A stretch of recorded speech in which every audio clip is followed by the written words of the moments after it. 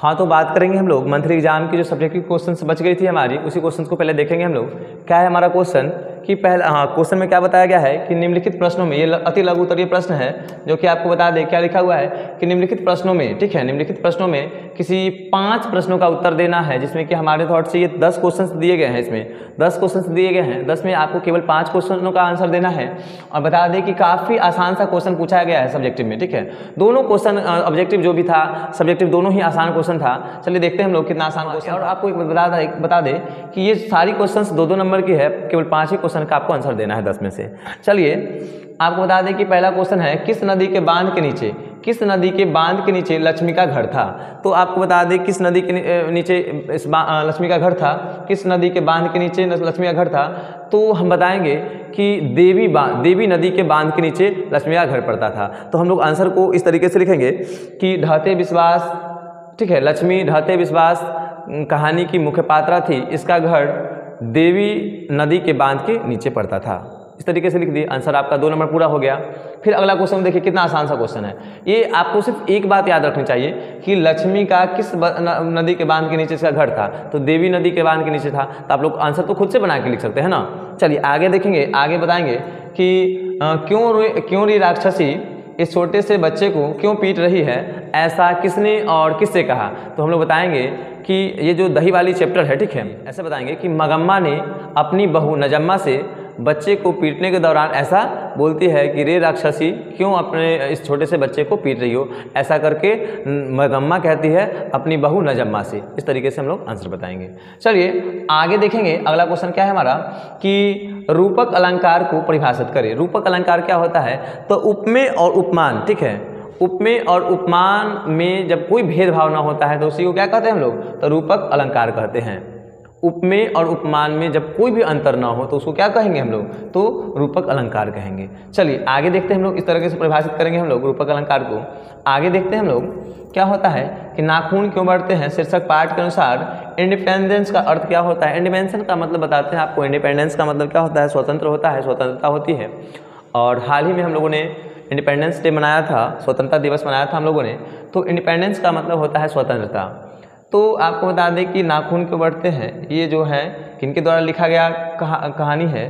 तो ये जो लिखा गया है निबंध किनके द्वारा, तो ये हजारी प्रसाद द्विवेदी के द्वारा लिखा गया ये निबंध था, नाखून क्यों बढ़ते हैं। तो इन्हीं के माध्यम से बताया गया है कि पहले के लोगों के बारे में कि जो नाखून वखून रखते थे उनके बारे में चर्चा किया है। तो इस तरीके से हम लोग कुछ इसमें इस तरीके से हम लोग इसके बारे में आंसर को लिखेंगे। अगला क्वेश्चन क्या है, 5 नंबर क्वेश्चन क्या की तरह जा प्रत्यय लगाकर 4 शब्द बनाने हैं। अग्रजा की तरह जा प्रत्यय लगाकर 4 शब्द बनाने हैं। तो 4 शब्द कौन कौन से हम लोग बना सकते हैं, तो पहला लिखेंगे हम लोग कि यहाँ पे लिख सकते हैं हम लोग कि भूमिजा लिख सकते हैं, भूमिजा, ठीक है। निर्जा लिख सकते हैं हम लोग, क्या निर्जा लिख सकते हैं क्या। उसके बाद हम लोग यहाँ से कुछ भी लिख सकते हैं, नीलजा लिख देंगे, नीलजा जी। शैलजा भी लिख सकते हैं, शैलजा भी लिख सकते हैं। तो ये हमारे 4 जा प्रत्यय लगा के हम लोग 4 क्या कर दिए, तो इसके उदाहरण को लिखे हैं, ठीक है, जो कि जा प्रत्यय लगाकर 4 शब्द को हम लोगों ने बनाया है।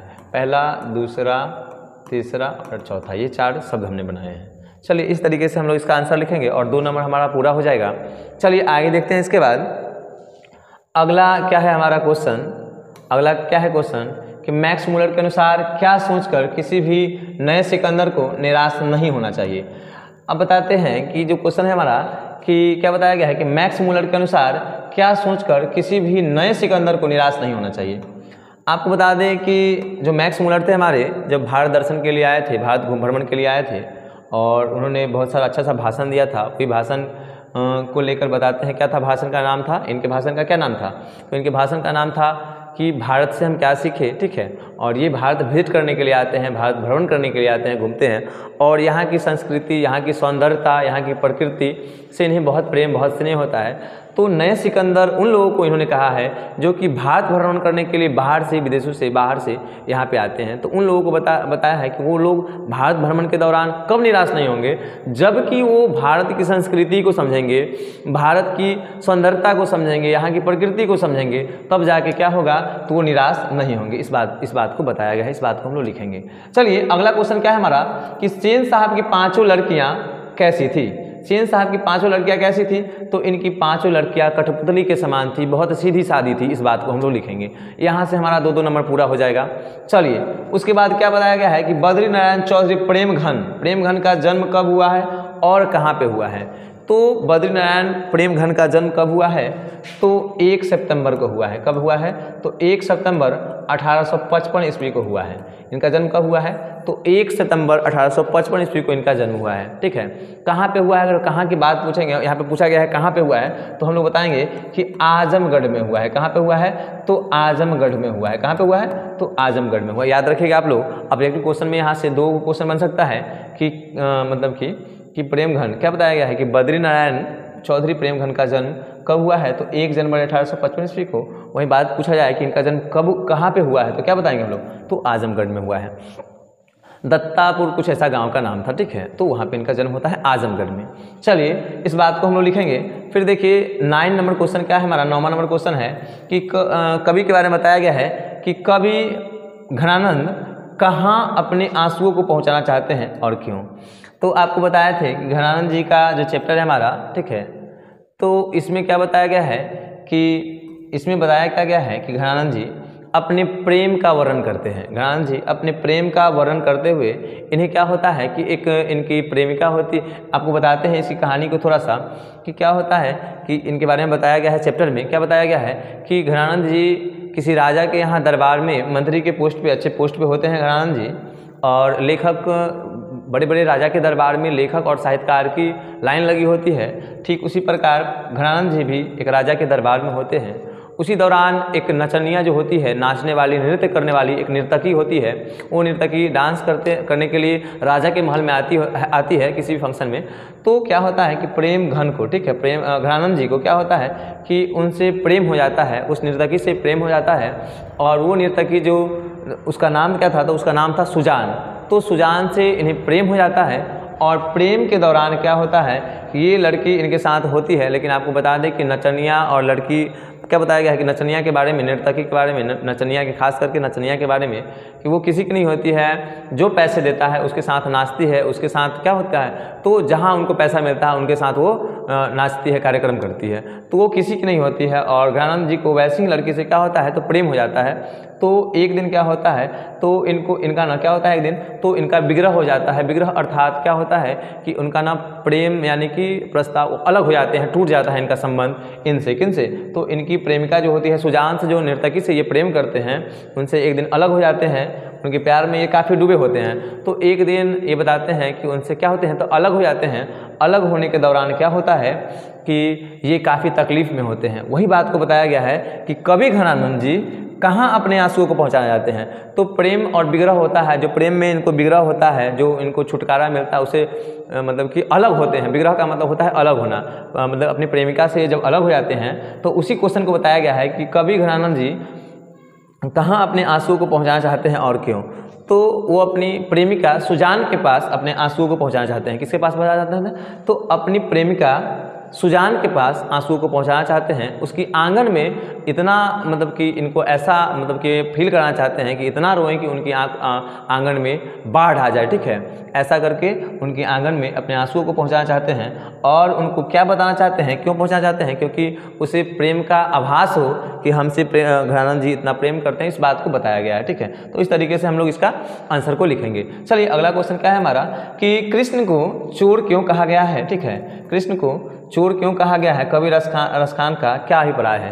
तो हम लोग बताएंगे कि कृष्ण जी को, ठीक है, रसखान के माध्यम से, कवि रसखान के माध्यम से चोर इसलिए कहा गया है कि ये मनमोहक और कितने गोपियों के बारे में बताया गया है, कितनों का मन मोहा है इन्होंने, और जो भी इनसे लगाव लगाते हैं, जो भी इनकी भक्ति करते हैं, ठीक है, तो उनके अंदर सदा प्रेम की भावना बसती है और उनका मन, ठीक है, मन को ये चुरा लेते हैं, मन को अपने इधर लगा लेते हैं। इसी के खातिर क्या बताया गया है तो कवि रसखान द्वारा इनको क्या बताया गया है, चोर कहा गया है। ठीक, आगे देखेंगे इसके बाद हम लोग आगे देखेंगे क्या है हमारा अगला क्वेश्चन। तो ये दीर्घ उत्तरीय प्रश्न है। एक क्वेश्चन क्या है, सारी बात को आप लोग क्वेश्चन को देख लीजिएगा और इस क्वेश्चन को सारी क्वेश्चन को आप लोग बनाइएगा। बिल्कुल आसान सा क्वेश्चन है। चलिए आपको बता दें, ये क्वेश्चन है 5 क्वेश्चन है, ठीक है, और 15 नंबर का क्वेश्चन है ये, ठीक है। निम्नलिखित में से किन्हीं 3 प्रश्नों का उत्तर देना है, केवल 3 प्रश्नों का उत्तर देना है। कवि रसखान का जीवन परिचय लिखना है, ठीक है, कि कवि रसखान की मतलब कि कवि रसखान के जीवन परिचय में उनके जीवन में कब जन्म होता है, कब मृत्यु होता है, कब वो कहाँ क्या करते हैं, इन सारी बात को आपको लिखना है। वही बात बताया गया है कि घनानंद जी के द्वितीय छंद के भावार्थ को भी लिखना है। चलिए अगला क्वेश्चन क्या है कि अगला क्वेश्चन इस बात को लिखना है, घनानंद जी के बारे में हम आपको जब पढ़ाएंगे पूरी बात को तब आप लोग आसान तरीके से लिख सकते हैं, ठीक है। तो इस बात को लिखना है। आगे क्या है, हम आगे सारी बात को आपको बताएंगे आगे क्लास में जब पढ़ाई होगी, जब भी हम आगे बताएंगे चैप्टर को बताएंगे। जो चैप्टर छूटा हुआ है ये सारा चैप्टर, ये चैप्टर में से कोई चैप्टर नहीं पढ़ाई हुआ है, ठीक है। ये चैप्टर जो भी क्वेश्चन है ये चैप्टर पढ़ाई नहीं हुआ है, केवल हम बताते हैं ये तीनों चैप्टर पढ़ाई हुआ है, ऊपर का तीनों चैप्टर नहीं पढ़ाई हुआ है। जो भी क्वेश्चन है ये तीनों क्वेश्चन नहीं पढ़ाई हुआ है और केवल यही तीनों पढ़े हैं। तो देखिए क्या है क्वेश्चन हमारा कि मैक्स मूलर के अनुसार, ठीक है, मैक्स मूलर ने संस्कृत की कौन सी विशेषता और महत्व को क्या किए हैं, तो क्या है बतलाए हैं, ठीक है। किस संस्कृत की किस महानता के बारे में चाहे, ठीक है, उसके बारे में क्या बताएं, इस बात को लिखना है। अगला क्वेश्चन क्या है हमारा कि 20 के दांत, ठीक है, 20 के दांत नामक कहानी का सारांश लिखना है। यानी कि 20 के दांत जो हम क्वेश्चन बताए थे, ठीक है, खोखा वाला क्वेश्चन, जो 20 के दांत को जो हमारा कहानी है चैप्टर 2 का, उस कहानी को पूरा लिख दीजिएगा कि खोखा के माध्यम से क्या क्या किया गया था।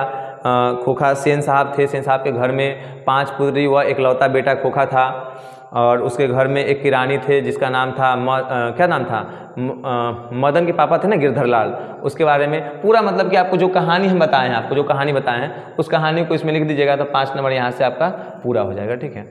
तो ये सब बातों को लिखेगा। अगला क्या है, अगला क्वेश्चन क्या है कि लेखक भीमराव अंबेडकर की दृष्टि में आदर्श समाज क्या है। तो लेखक भीमराव की दृष्टि में आपको पहला चैप्टर का ये क्वेश्चन है। पहला चैप्टर में हमको आपको बताए थे कि श्रम विभाजन और जाति प्रथा, जो हमारा जाति प्रथा और श्रम विभाजन जो हमारा चैप्टर था, ठीक है, उस चैप्टर में आपको बताए थे कि सभ्य समाज यानी आदर्श समाज के बारे में क्या बताते हैं कि आदर्श समाज वैसे समाज को कहेंगे जो कि आपको इसमें अच्छा खासा आंसर लिखना पड़ेगा। आपको 5 नंबर वाले क्वेश्चन है तो आप ऐसे बता सकते हैं कि जाति प्रथा का जहाँ पे अंत हो, ठीक है, अच्छे लोग निवास करें, और भी कई सारी बातों को हम बताए हैं जब चैप्टर पढ़ाए थे। उन सारी बातों को आप इस क्वेश्चन में आंसर को लिखेंगे। चलिए इस वीडियो में हम लोग यहीं तक बात करेंगे। आगे जो भी एसएसटी की या फिर जो भी एग्ज़ाम हो रही है धीरे सभी का आपको डिस्कशन आपको कराया जाएगा, सभी चैप्टर का। चलिए इस वीडियो में हम लोग यहीं तक बात करेंगे। जय हिंद, धन्यवाद।